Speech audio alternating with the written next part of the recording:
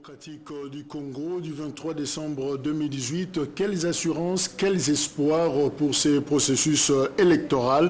C'est la thématique de ces nouveaux numéros de votre émission aux urnes sur Canal Kin Télévision. Mesdames et messieurs, merci de votre fidélité et bienvenue à cette émission. Nous recevons pour vous Cédric Moudiantou.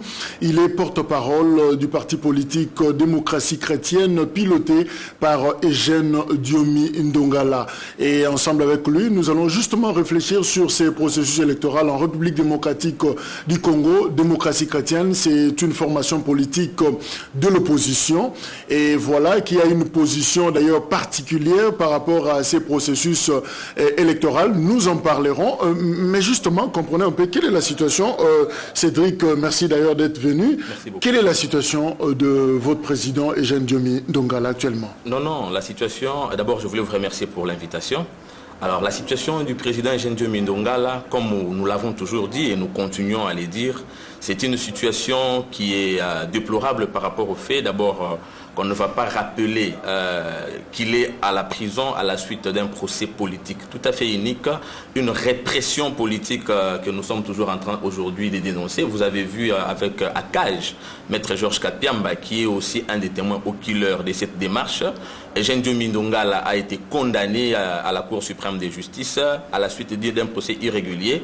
Et après qu'il se soit rendu au niveau international afin que justice soit faite, M. Diomi Ndongala, dans une procédure judiciaire de 2 ans face à la RDC représentée par M. Alexis Tambwe Mwamba, le procès, le jugement a donné raison à Diomi Ndongala et donc une instruction à la RDC de pouvoir les libérer. Donc aujourd'hui, mais pourquoi il n'est toujours pas relaxé? Nous devons considérer aujourd'hui sa détention comme une forme de violation même de la Constitution par rapport à l'article 215 qui dispose que la RDC, en tant que ayant souscrit donc aux actes internationaux, devrait évidemment appliquer ces jugements qui étaient exécutoires. Donc aujourd'hui, M. Diomi Ndongala est victime, comment nous pouvons appeler ça, nous sommes dans un régime de torture par rapport au cas de Diomi Ndongala. Eugène Diomi Ndongala est toujours en prison. C'est ce qu'on peut retenir et voilà pourquoi sa formation politique Démocratie chrétienne, dont vous êtes le porte-parole, a pratiquement boycotté les processus électoraux.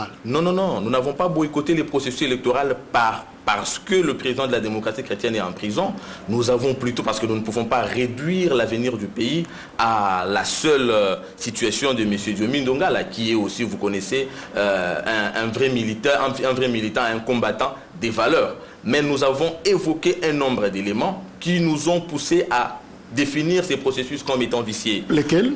Bien sûr, aujourd'hui, vous êtes en train de voir, par exemple, le comportement de la CENI, une institution qui s'est voulue indépendante, mais une indépendance de nom qui a pris d'elle-même le pouvoir d'invalider des candidats sur base d'aucun fondement juridique.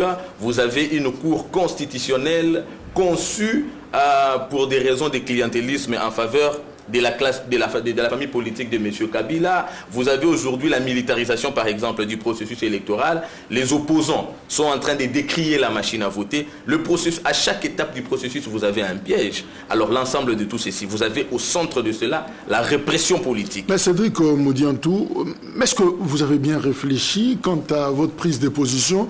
Parce que quand vous dites qu'à chaque étape, il y a un piège dans ces processus électoraux, eh bien, la démocratie chrétienne juge bon karma de ne plus faire partie de ces bateaux. Mais est-ce que c'est une mesure lucide, bien réfléchie? Est-ce que ce n'est pas une passe que vous faites à la majorité au pouvoir? Non, mais quelle passe? Vous voulez accompagner les volontés d'un groupe d'individus du reste qui ne représente pas les aspirations du peuple congolais. Il faudrait rappeler au peuple congolais que dans ce pays, en 2006, Étienne Tshisekedi, voyant que le processus ne ressemblait absolument pas à la démocratie, nous sommes dans un pays qui se veut démocratique, il avait dit qu'il n'allait pas accompagner une forme de tricherie. Ça s'appelle la politique de la chaise vide. Non, ce n'est pas la... Mais attendez, si c'est la politique de la chaise vide, ceux qui sont aujourd'hui, ceux qui étaient allés au terme des élections de 2011 au Parlement, puisque dans ce pays, il y a eu un monsieur qui aussi a refusé d'aller cautionner une tricherie, d'aller légitimer une tricherie. Aujourd'hui, il est en prison. Celui-là s'appelle Eugène Diomi Ndongala. Mais parce que vous parlez de la politique de la chaise vide, ceux qui sont là-bas aujourd'hui, Ne l'ont-ils pas donné raison? N'ont-ils pas donné raison au grand maître Étienne Tshisekedi qui leur avait dit que dans cette assemblée-là, dans ces institutions-là, vous serez des dindons de la farce, vous accompagnerez un groupe d'individus. Nous en sommes où aujourd'hui? Donc moi je pense qu'il ne s'agit pas d'une passe faite au pouvoir. D'ailleurs, il faudrait rappeler que l'organisation des élections, le pouvoir organisateur, ce n'est pas l'opposition. Il y a la CENI en tant qu'organe technique et puis le gouvernement en tant que partenaire et pourvoyeur de fonds. Moi, je ne pense pas qu'une prise de position de l'opposition justifie, puisse prétexter un glissement par rapport à ce pouvoir. Il n'en est pas question. D'ailleurs, il y a eu un calendrier qui a été publié par la CENI.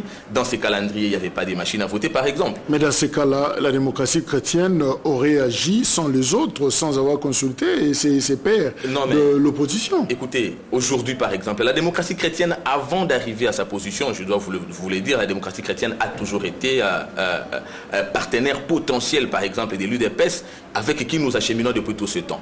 Avant que nous n'arrivions à prendre position, nous avons été en consultation avec d'autres formations politiques.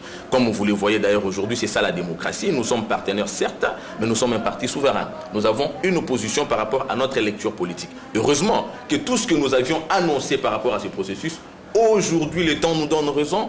Ce qui est en train de se passer, l'invalidation des candidats et tout ce que nous sommes en train de dénoncer, le calendrier publié par la CENI elle-même, mais qu'elle a commencé à violer, notamment avec le problème d'enrôlement de la diaspora. Vous avez plus de 10 millions de Congolais. C'était des éléments, des failles, des faiblesses qui émaillaient ce processus. La démocratie chrétienne, en son temps, l'avait déjà dit. Donc aujourd'hui, c'est vraiment une bonne chose pour nous parce que la classe politique, l'opposition et même le peuple congolais se rendent compte qu'en dépit du fait de la mort d'Étienne Tshisekedi, il y a encore un leader politique qui incarne l'espoir des Congolais et qui aperçoit les choses à venir, bien entendu, par rapport à ses prises de position. La démocratie chrétienne n'a pas aligné un candidat président de la République. Dans un processus vicié, ce n'est pas important. Même pas à la législative nationale, ni moins à la législative provinciale. Ça revient au même, le processus vicié. Donc quand vous y allez, c'est pour accompagner...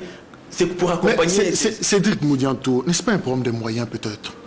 Avec un leader en prison et puis finalement vous voyez en faillite, les partis en faillite, vous n'avez pas suffisamment de moyens, eh bien on se cache derrière de mobiles politiques. Non mais attendez, la démocratie chrétienne c'est un parti qui existe depuis plus de 20 ans. En 2011, quand nous avons aligné autant de candidats, ce n'était pas plus que M. Diomi Ndongala était dans les affaires. La démocratie chrétienne a une base, la démocratie chrétienne a une base qui cotise, une base qui sait prendre son parti en charge. Ceux qui ont postulé aujourd'hui, je prends le cas de l'UDPS, ce n'est pas plus que l'UDPS a des postes dans ce pays, il n'y en a pas, mais c'est la base qui prend son parti en charge. Donc, par rapport au problème des moyens, je crois qu'il n'y a pas de débat. Nous sommes un parti qui s'autofinance. Aujourd'hui, le président est en prison. Vous avez vu comment le parti est en train de fonctionner. Ça veut dire que le problème de moyens, certes, nous sommes un parti de l'opposition. Nous nous débrouillons avec les moyens de nos cotisations, les moyens de nos membres, mais ce n'était pas une raison pour nous de ne pas prendre part à ces élections. Nous avons pris part aux élections de 2011. Nous n'étions pas dans les affaires. Nous devrions prendre part aux élections de 2016, prolongées en 2017 et puis en 2018 par la volonté de la MP et consorts. On n'a pas pris part parce que nous avons fait observer, nous avons fait noter un certain nombre de faiblesses, un certain nombre d'intentions du pouvoir qui a déjà défini le processus par rapport à un but. Le but, c'est de se maintenir au pouvoir avec M. Chadari à la tête. Vous l'avez dit, dans moins de 60 jours, nous irons aux urnes, aux élections, le 23 décembre, pour voter. Un nouveau président, de nouveaux députés nationaux, de nouveaux députés provinciaux. Cédric Moudianto de la démocratie chrétienne, est-ce que vous croyez en ces processus? Je venais de dire ici que nous n'avions jamais cru en ce processus. Croire en ce processus, ce n'est pas, puisque vous êtes en train de voir, il n'y a même pas d'informations, c'est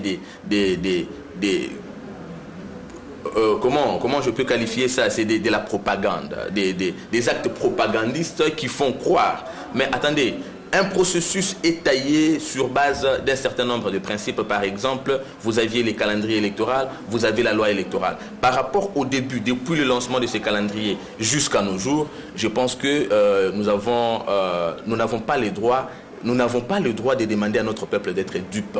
Les indicateurs sont là, qu'il s'agit justement d'une pure distraction. Aujourd'hui, sur le plan technique, en dépit de tout ce qui est en train d'être raconté, vous voyez un certain nombre de véhicules aujourd'hui que l'armée dispose pour la police, ça veut dire le processus devient militarisé. Vous aurez certainement les militaires devenus agents électoraux. On vous montre des hélicoptères, je ne sais pas moi, hélicoptères de tourisme, où vous avez un hélicoptère qui n'a pas une autonomie de 100 km ici en l'air, un hélicoptère qui ne peut pas prendre en son sein.